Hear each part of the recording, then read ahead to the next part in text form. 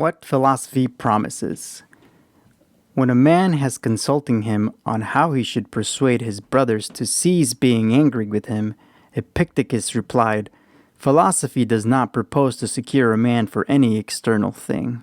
If it did, or if it were not, I'd say philosophy could be allowing something which is not within its providence. As for a carpenter's material is wood, and of that sanctuary is copper, so the matter of the art of living is in each man's life. When, then, is my brother's? That again belongs to his own art, but with respect to yours, it is one of the external things, like a piece of land, like health, like reputation. But philosophy promises none of these. In every circumstance I will maintain, she says, the governing part comfortable to nature." Whose governing part? His in whom I am, she says. "How then shall my brother cease to be angry with me? Bring him to me and I will tell him, but I have nothing to say to you about his anger."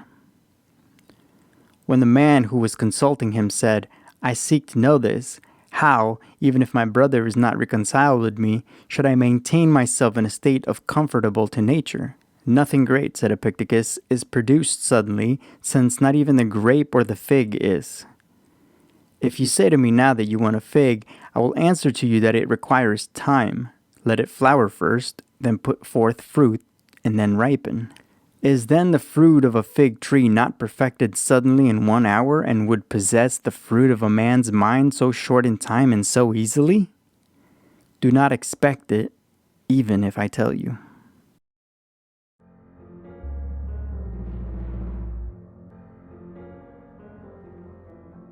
Okay, this one was short, but its implications are massive. What philosophy promises. What it's saying, philosophy can't promise you anything, essentially. Because philosophy is just the idea of thinking. How you ponder an idea, how you come up with the idea. It does not guarantee any answers, and philosophy never really has guaranteed any answers. But it does have a purpose. I enjoy philosophy.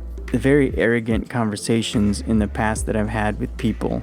The hardened, worn down, pretty much receptive beehive have said, "Oh, what are you going to do with that? How are you going to make a living?"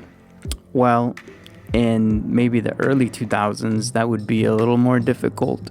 But now we have a thing called YouTube, the informational platform, the video streaming that replaced television, where it is the content of the viewer engaging and making content that he and other viewers want, as opposed to really predictable, really passive entertainment. The audiences of the 21st century are far more sophisticated.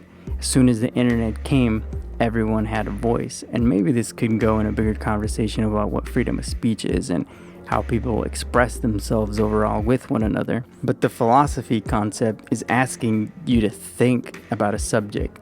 And it says you're not going to have an answer. You're not going to get an answer really easily or quickly. That was never the case. That was never what it was about.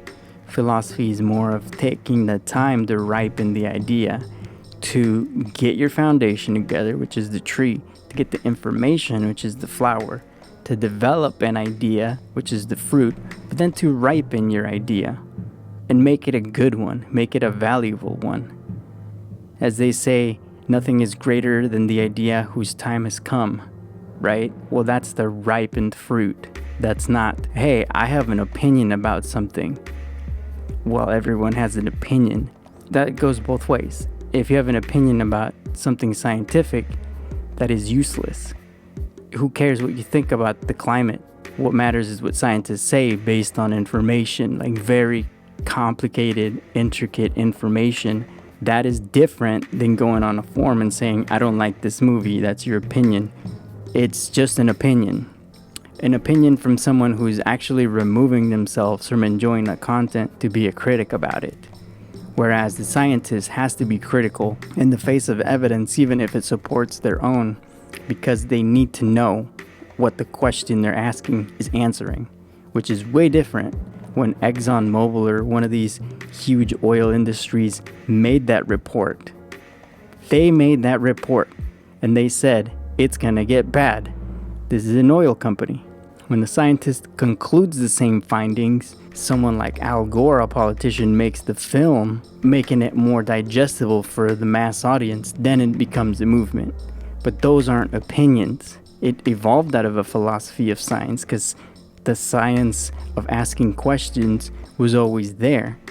Science improved on asking the questions, asking the better questions.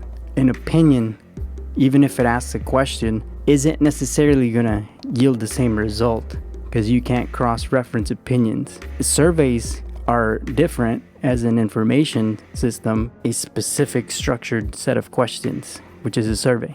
But one sole opinion is different than 1,000 opinions. See the difference there? That shifts through generations, of course, where the majority of people 80 years ago did not want any people of color in any public light, TV, politics, sports, etc. But then now that's changed. As the dynamics have changed, as representation has changed. And I mean, coincidentally enough, I recorded this on Martin Luther King Day. Now, that wasn't an opinion that the man had.